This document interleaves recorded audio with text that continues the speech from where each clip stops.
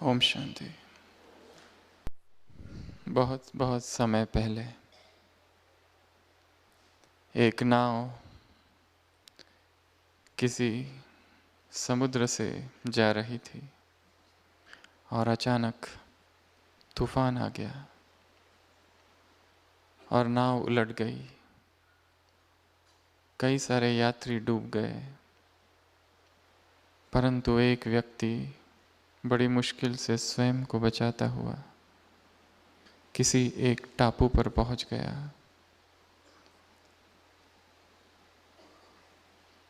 निर्जन टापू था, कोई भी वहां नहीं था। ढूंढने लगा कि कोई मनुष्य मिल जाए, ढूंढने लगा कि कोई साथी मिल जाए, या कम से कम कोई जानवर, कोई पशु, कोई परिंदा, कोई पक्षी। परंतु ढूंढता रहा और कोई भी उसे न मिला।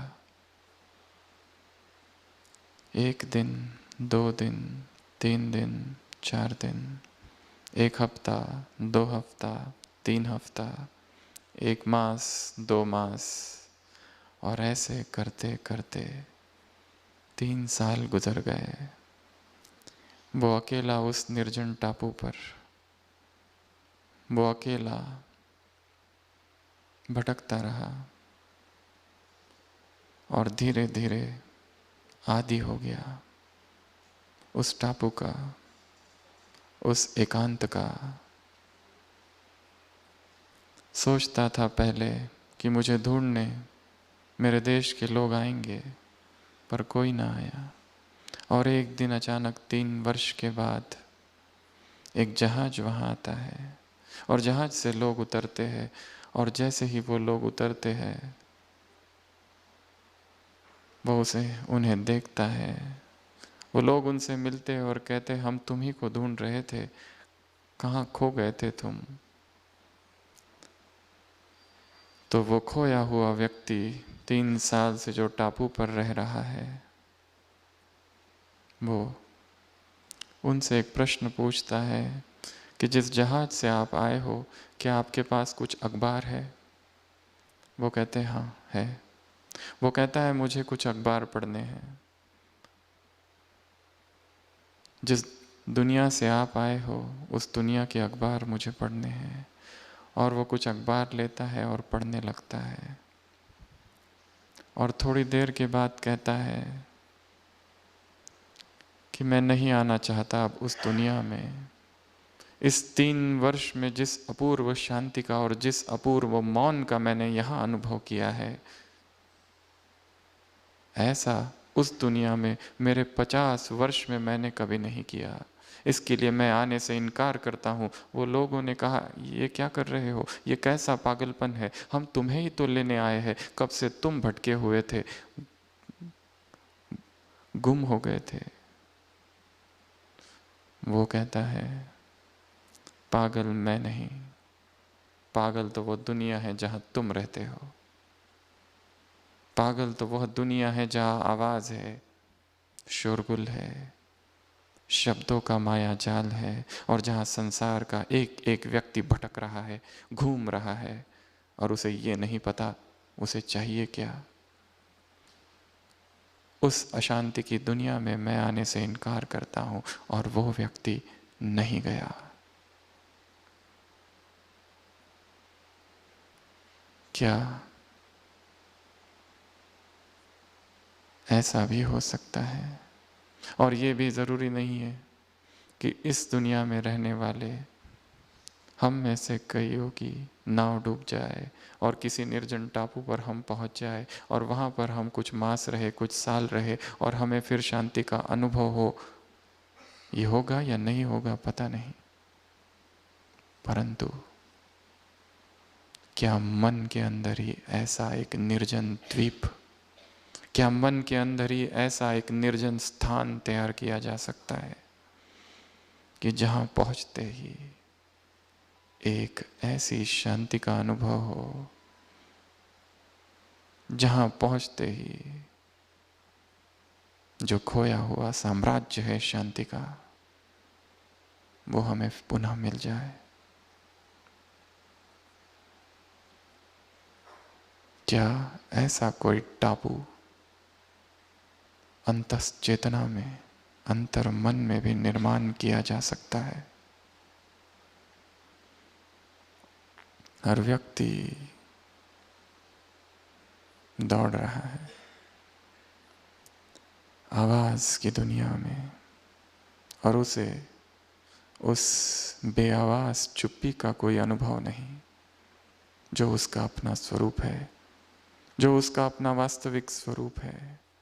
उससे कहीं दूर है वो। अमेरिका के एक बहुत प्रसिद्ध लेखक या विचारक जोशुआ लिबमन ने अपने जीवन कहानी में लिखा है कि जब मैं युवा था तो अपने युवा में मैंने एक लिस्ट बनाई, एक फहरिस्त, कि मुझे जीवन में कौन कौन सी चीज़ें चाहिए। पत्नी, धन, घर, एक बहुत बड़ी फहरिस्त बनाई, ताकि जीवन के अंत में ऐसा ना हो कि जो पाना था जीवन में वो मैंने नहीं पाया और कुछ और ही पाने में जीवन गुजर गया।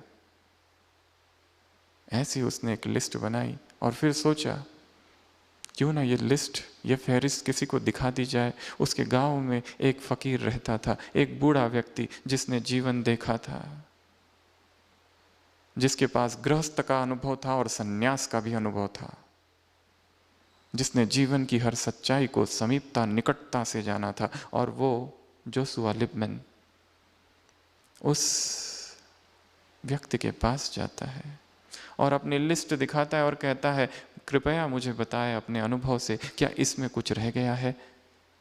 मैं सोचता हूं कि मुझे जीवन में इन सब चीजों को पाना है। और वो फकीर एक कलम लेता है और एक लाइन मारता है और कट कर देता है सब कुछ। वो कहता है, इसमें से जीवन में कुछ भी महत्वपूर्ण नहीं है। जोशुआ लिखता है कि मुझे क्रोध आ गया, ऐसे कैसे महत्वपूर्ण नहीं है? ये जो चीजें मैंने लिखी है, घर, बंगला, पति, पत्नी, परिवार, एक गृहस्थ, ये जो भी कुछ लिखा है ये तो सामान्य मनुष्य की इच्छाएं है। फिर क्या चाहिए? और वो फकीर एक शब्द लिखता है, पीस ऑफ माइंड, मन की शांति।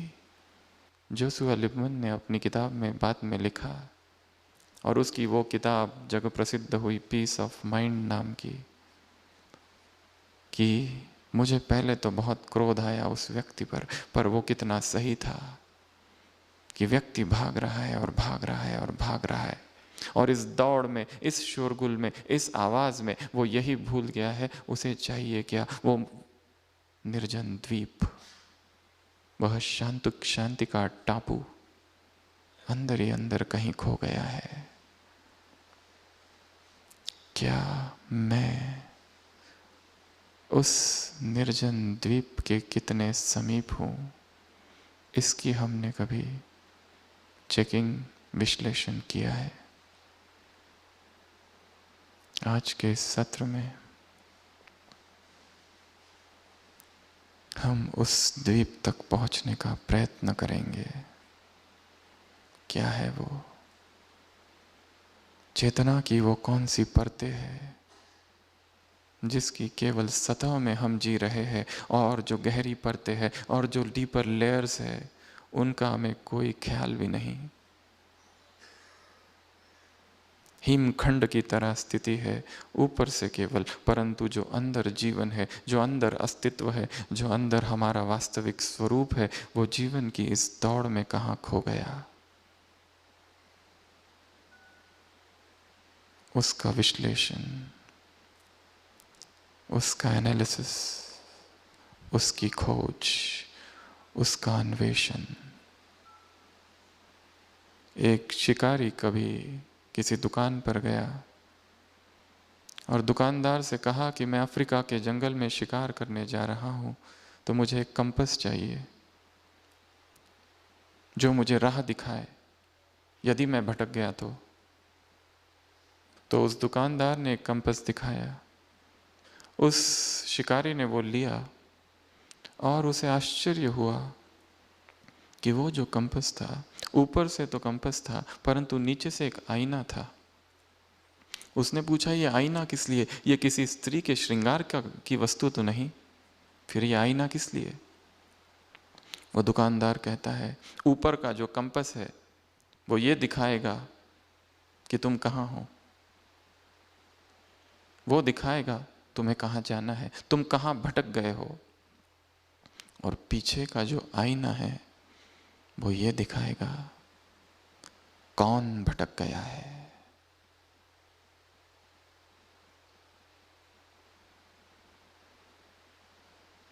क्योंकि जो रास्ता ढूंढ रहा है शायद वही भटका है। महात्मा गांधी ने एक जगह पर अपने जीवन का एक वृत्तांत लिखा है। 6 अगस्त 1925 यंग इंडिया न्यूज़पेपर।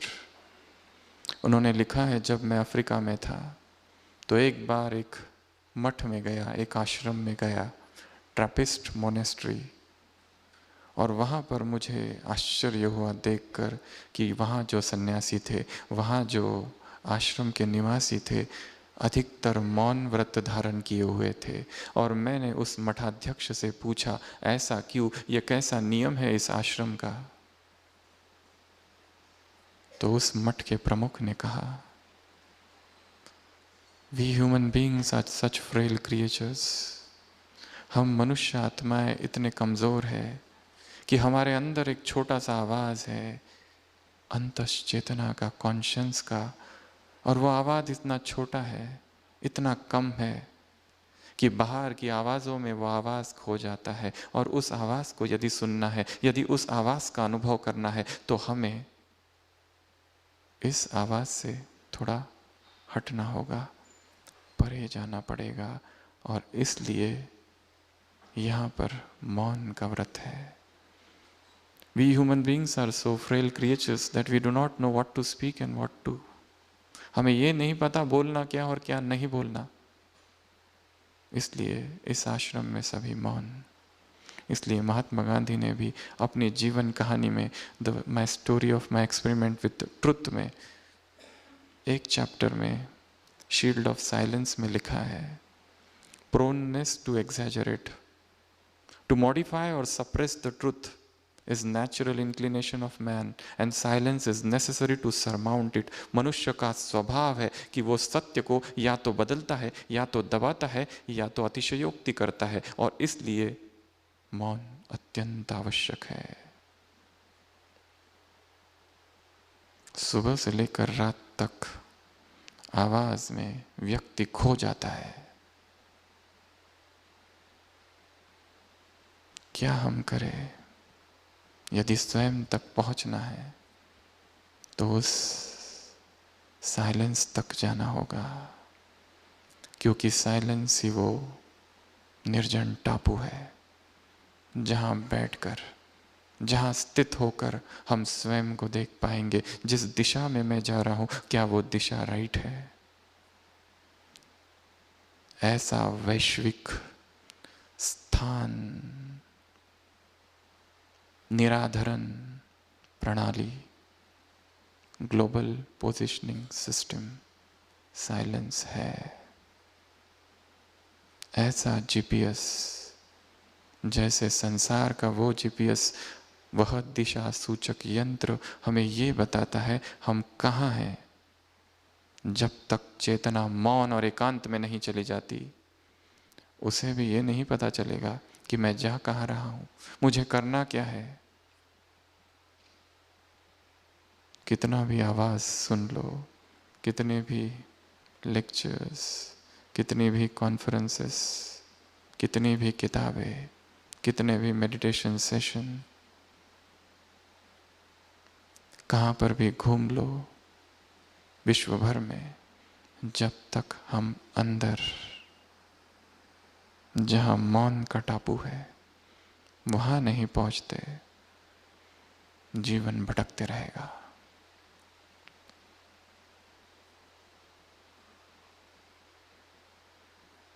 इसके लिए हर एक के पास ऐसा एक जीपीएस डिवाइस चाहिए जिसे ऑन करते ही हमें सबसे पहले ये पता चल जाए लोकेशन क्या है, मैं अभी इस समय कहाँ हूँ, इर्द गिर्द क्या चल रहा है, पहुँचना कहाँ है, और जहाँ पहुँचना है कितना समय लगेगा, ट्रैफिक है या नहीं है, ऑब्स्टेकल्स क्या है, बाधाएं क्या है, विघ्न क्या क्या आने वाले हैं। ये सब के लिए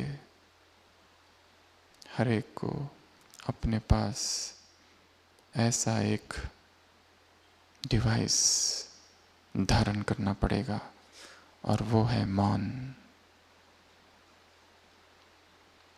इस संसार में जितने महान आत्माएं हुई है, सभी को एक आदत थी एकांत में जाने की।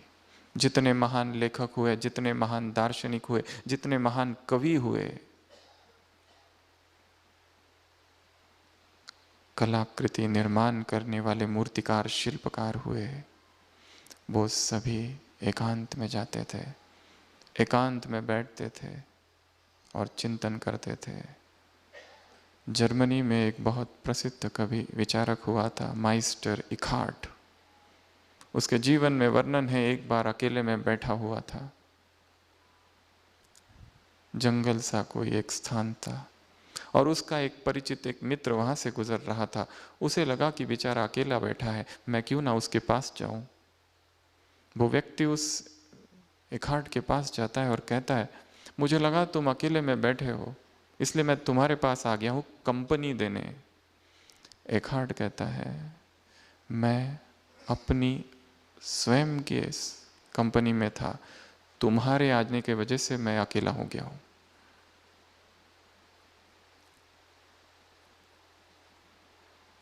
संसार की आत्माओं को, महान आत्माओं को उस एकांत से हमें कितना है। जो जो निर्माण कार्य संसार में हुए हैं, एकांत में हुए हैं, मौन में हुए हैं। और जैसे उस जीपीएस में एक स्पेस सेगमेंट होता है जो आकाश में होता है, जिसमें उपग्रह घूमते हैं, सैटेलाइट, ऐसे 31 या 32 सैटेलाइट घूम रहे हैं। एक रिसीवर एंड होता है, एक कंट्रोलिंग एंड होता है, सेगमेंट। जब रिसीव करने के लिए कम से कम 4 सैटेलाइट की आवश्यकता है, तभी वो दिखाएगा। उसी तरह ये जो जीपीएस है, वो ग्लोबल पोजिशनिंग सिस्टम है, ये गॉड्स पोजिशनिंग सिस्टम है। वो संसार का जीपीएस है, ये स्पिरिचुअल जीपीएस है। इस स्पिरिचुअल जीपीएस में भी, इस मौन में भी, इस साइलेंस में भी ऐसी 4 सैटेलाइट या उपग्रह की आवश्यकता है। सबसे पहला है चुप रहना, स्थूल रूप से चुप रहना।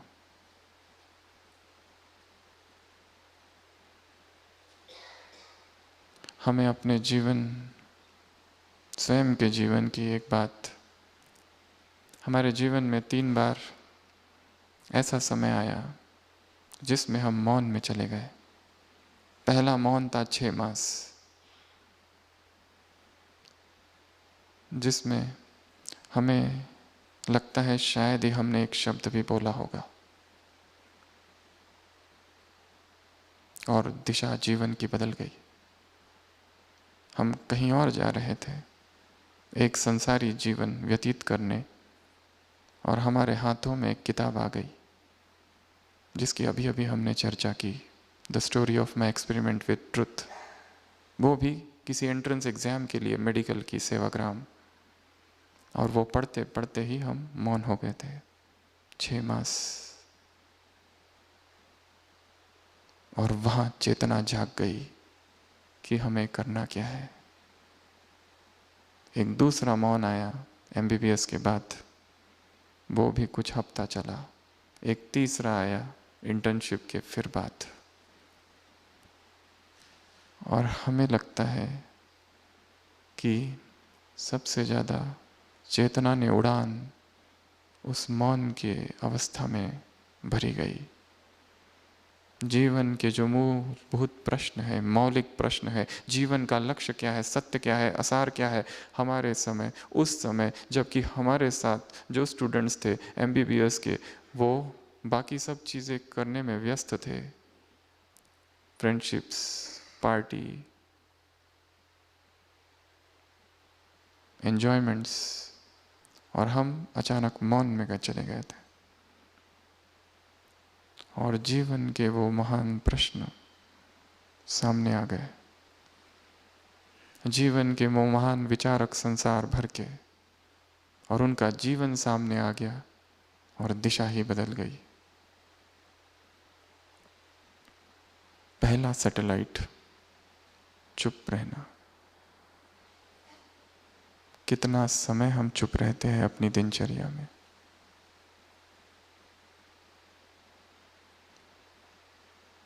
मौन अर्थात केवल चुप रहना नहीं है, पर मौन की तो बहुत बड़ी परिभाषा है।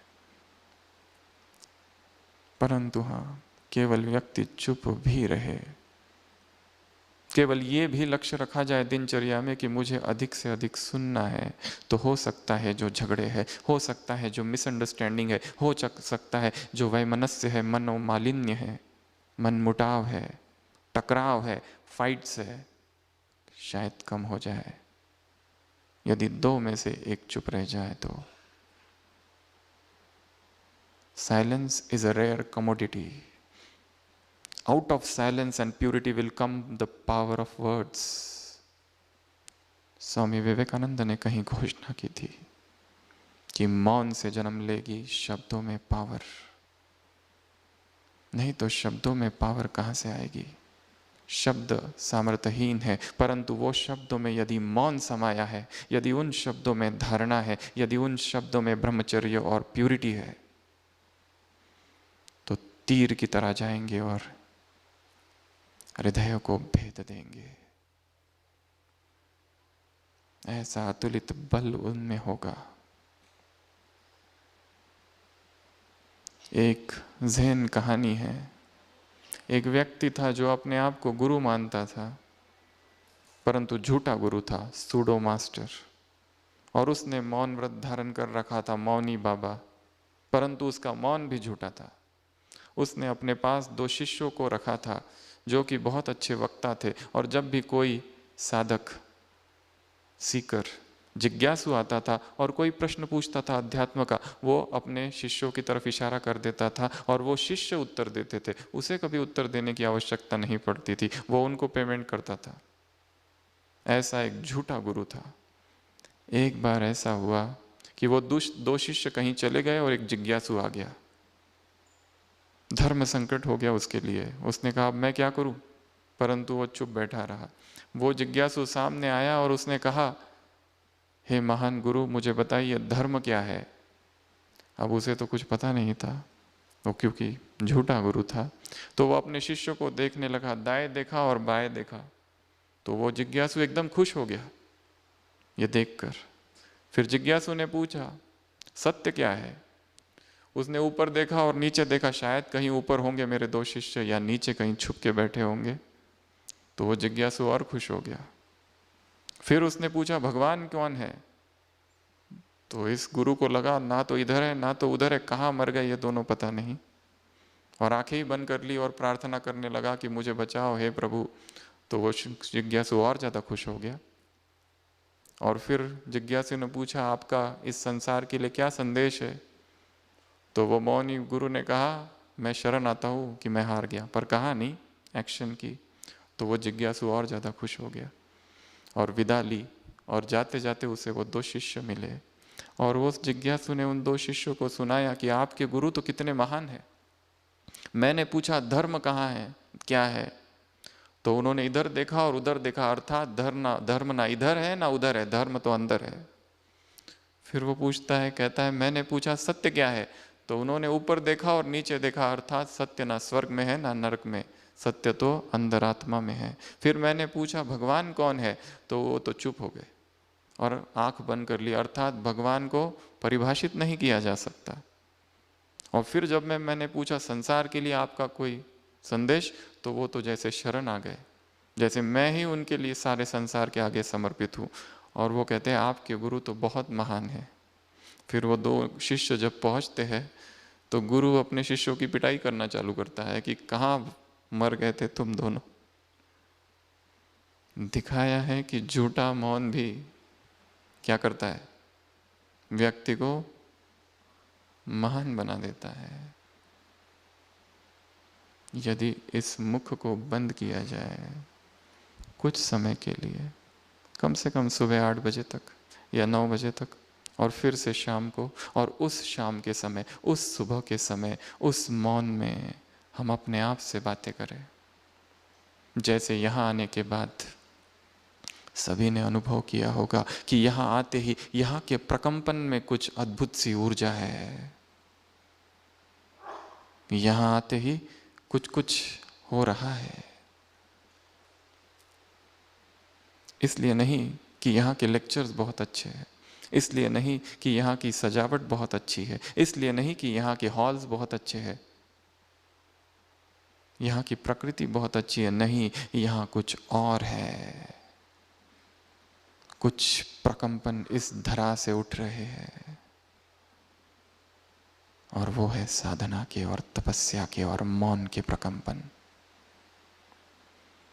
तो सबसे पहली चीज जो चाहिए सैटेलाइट, कम से कम 4 में पहला स्थूल मौन, मुख का मौन।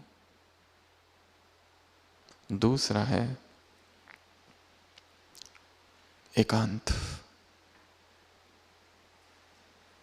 स्थूल एकांत। क्या आप में से ऐसे है कोई जो रोज एकांत में कुछ समय बिताते हैं? सबसे सुंदर स्थान है एकांत मिलने का प्रकृति, और प्रकृति का सानिध्य, समंदर, झील, झरने, पहाड़, नदियाँ, खेत। आप कहेंगे हमारे पास ये कुछ भी नहीं। शहरों में छत, बगीचा, गार्डन, सुबह का समय, एकांत में चले जाना, जहाँ कोई ना हो, यहाँ तक कि मनुष्यों की आवाज़ ना हो, पदचाप भी सुनाई ना दे, ऐसे एकांत स्थान में बैठकर अपने जीवन के विषय में सोचना, क्या खोया क्या पाया इस जीवन में। एक साइंटिस्ट ने अपनी जीवन कहानी लिखी है, लिखा है, I have spent my life in atoms and molecules, I have spent my life in researching atoms and molecules, and towards the end of my life, I feel life has slipped through my fingers. मुझे ऐसा लगता है जैसे जीवन मेरे हाथों से कहीं खो गया। आइंस्टाइन से पूछा गया था, What you would like to become in your next birth? उसने लिखा था, उसने उत्तर दिया, I would like to become a plumber. क्योंकि जो थियरी मैंने खोजी, मुझे नहीं पता था उससे संसार में ये हाल होगा। परमाणु खोजने में मैंने जो अपना हाथ बढ़ाया, मुझे नहीं पता था हिरोशिमा और नागासाकी में ऐसे लोग लाख लाख मर जाएंगे। और अब मैं रोता हूं कि क्या मैंने सोचा था और क्या हुआ।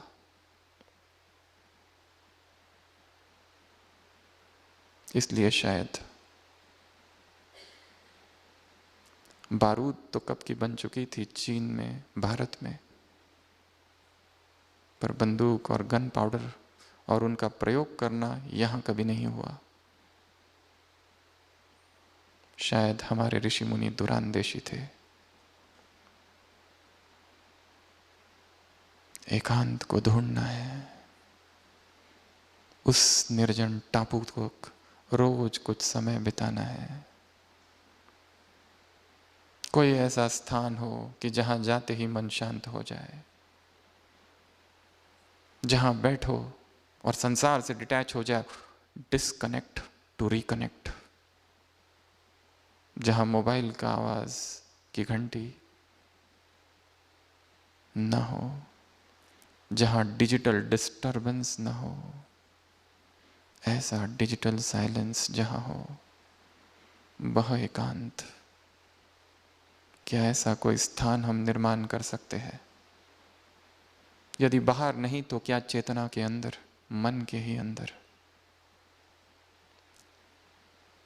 चीन का एक सम्राट एक बार एक बहुत बड़ी ज़ेन मोनेस्ट्री में गया और उसने सुना था यहाँ बहुत अच्छा मेडिटेशन होता है और यहाँ के जो लोग हैं, जो इनमेट्स है, जो रहने वाले हैं, बहुत शांत स्वरूप लोग हैं। और वो उनसे मिलने गया और उनसे कहा कि मुझे ये आश्रम देखना है। हजारों सन्यासी और शिष्य वहाँ रहते थे और किसी ने उनको वो आश्रम दिखाना चालू किया। वो आश्रम ऐसा बना था कि बीच में एक भवन था और उसके इर्द गिर्द सब कुछ था।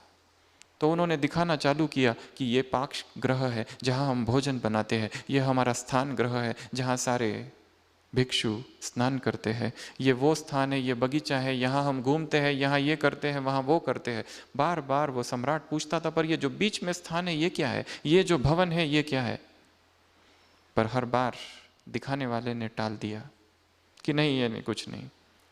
पूरा सारा आश्रम दिखाया, पर बीच का जो स्थान था, जो भवन जैसा था जिसमें खंबे थे, बस उसके विषय में कुछ नहीं कहा।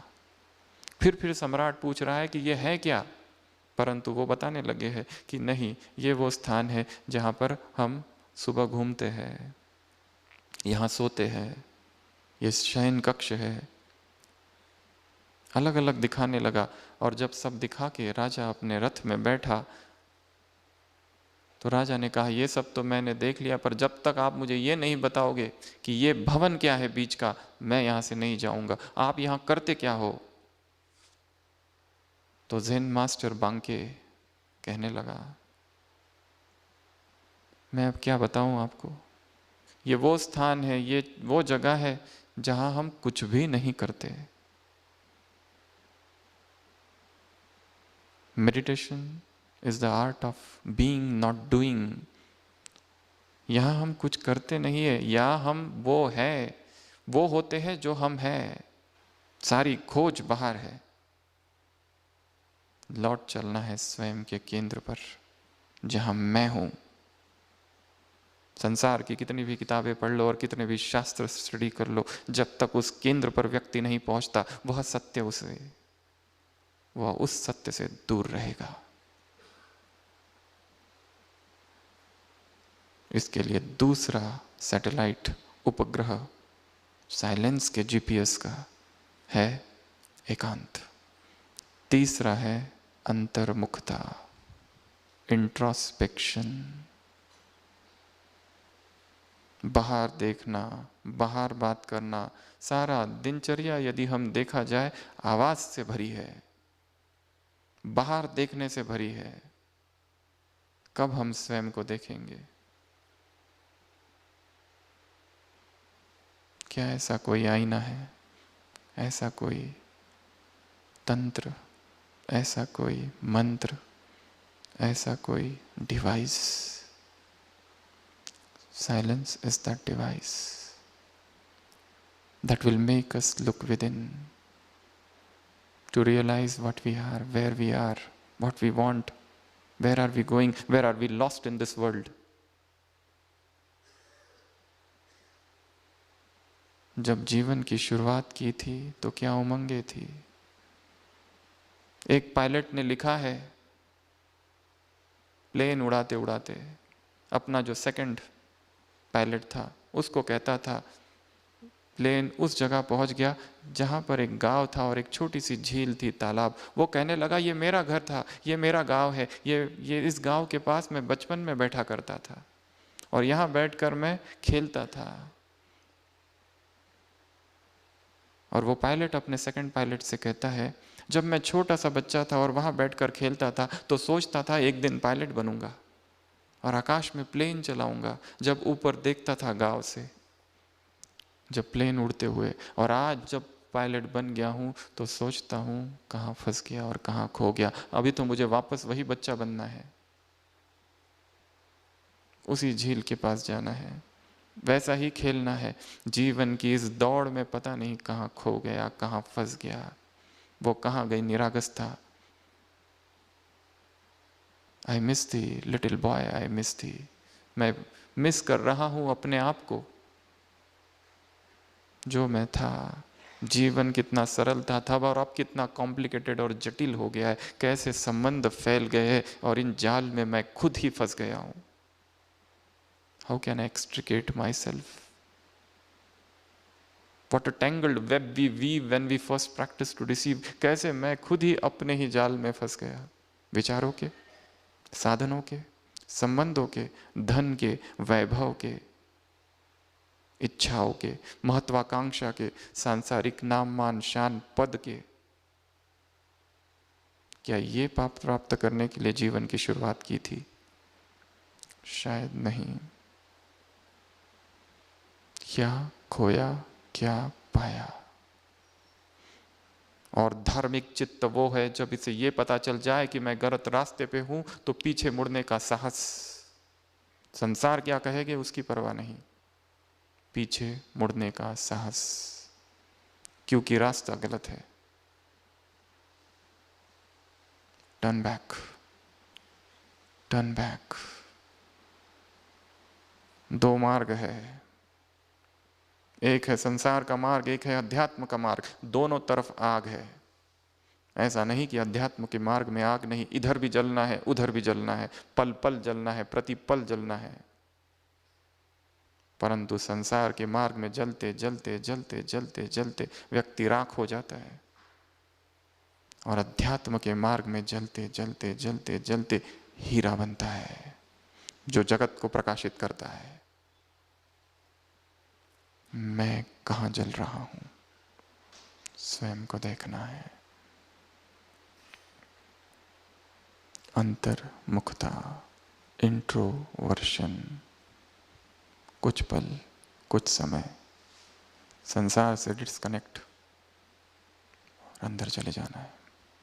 The journey with in, microcosm और मैक्रोकॉज्म, घटाकाश और चिदाकाश। माइक्रोकॉज्म जो है बहुत बड़ा है, उसके सामने ये संसार बहुत छोटा है। अंतर्मुखता के लिए समय निकालना है।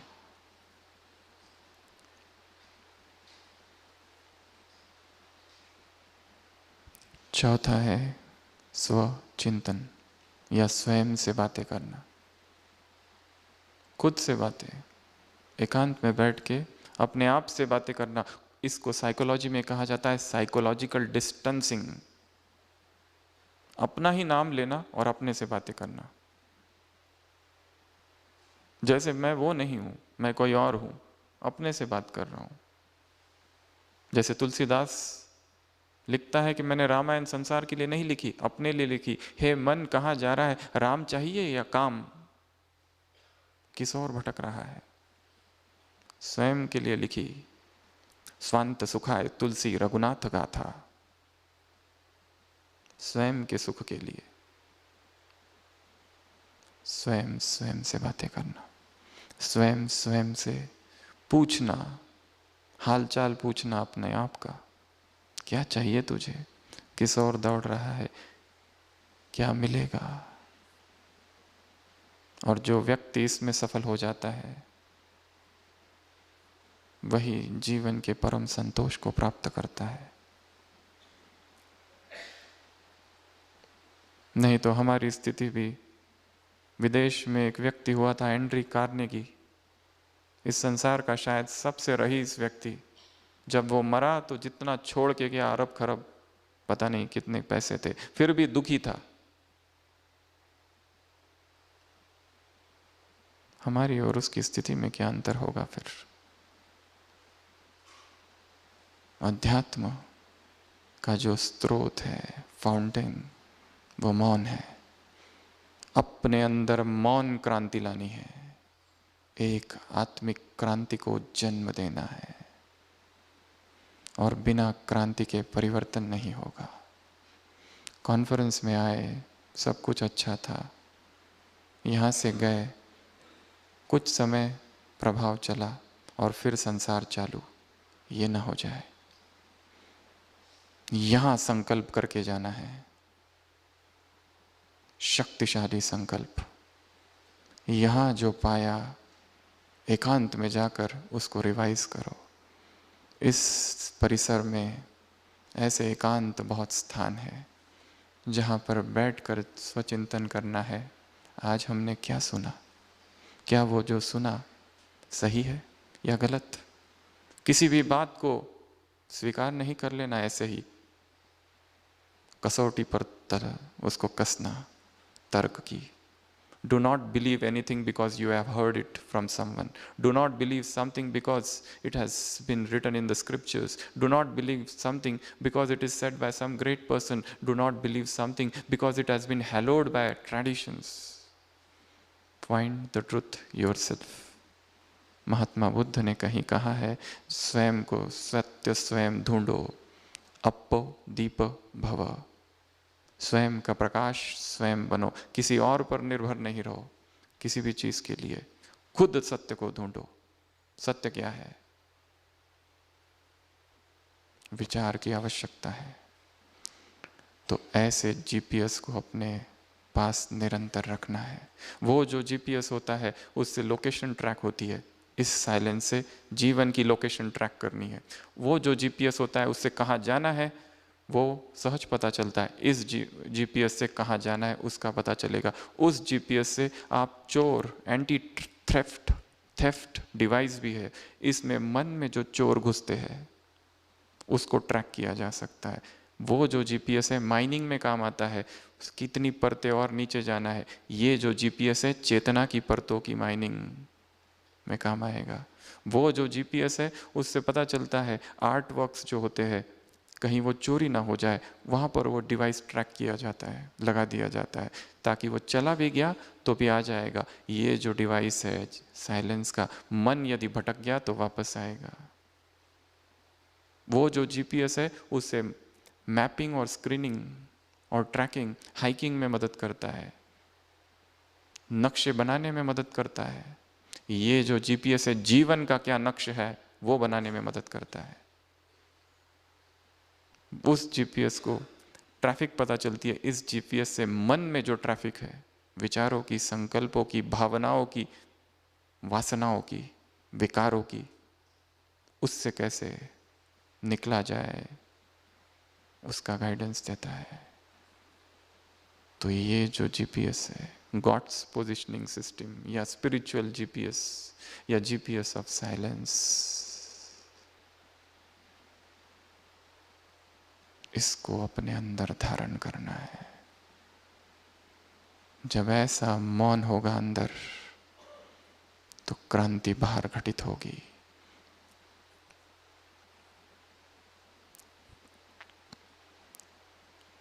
माइकल जैक्सन ने एक जगह लिखा है कि मैं जब डांस करता था या करता हूं उस समय लिखा था, एक समय ऐसा आता था अंदर से कि डांस और मैं एक हो जाते थे, पता ही नहीं चलता था क्या हो रहा है। Where the dancer and the dance would become one, and suddenly an unprecedented silence would descend on my mind and I would become unusually calm. A.R. Rahman ने एक जगह लिखा है कि जब भी मुझे कोई नया संगीत, नया म्यूजिक, नया ट्रैक ढूंढना होता है, मैं सबसे अलग हो जाता हूं, सबसे अलग, एकदम अकेले में चला जाता हूं। वहां बैठकर सडनली मुझे न्यू आइडियाज आती है कि नया जो म्यूजिक होगा वो ना हो जो पहले वाला हो, नवीनता हो। और उस नवीनता के लिए साइलेंस चाहिए। यहाँ तक कि संसार की महान आत्माएं, व्यक्ति संसार की महत्वाकांक्षाएं पूर्ण करने के लिए भी साइलेंस का ही प्रयोग करती है। हमें तो संसार ही नहीं परंतु अध्यात्म के भी ऊंचे शिखर पर पहुंचना है। महात्मा बुद्ध को जब ज्ञान हुआ अगले 7 दिन मौन थे। जीसस क्राइस्ट 40 डेज साइलेंस में थे। महाराष्ट्र में मेहर बाबा है 1925 में मौन व्रत धारण किया, 1969 31 जनवरी तक मौन में रहे। हम ये भी नहीं कह रहे कि मौन अर्थात चुप हो जाओ। मौन अर्थात केवल चुप रहना नहीं, मौन अर्थात स्वचिंतन। मौन अर्थात बात न करना नहीं, वो तो शायद झूठ भी हो सकता है। लोग बैच लगा के मौन धारण कर लेते, वो सच्चा मौन शायद नहीं। मौन तो चेतना की अवस्था है, स्वयं को देखने की।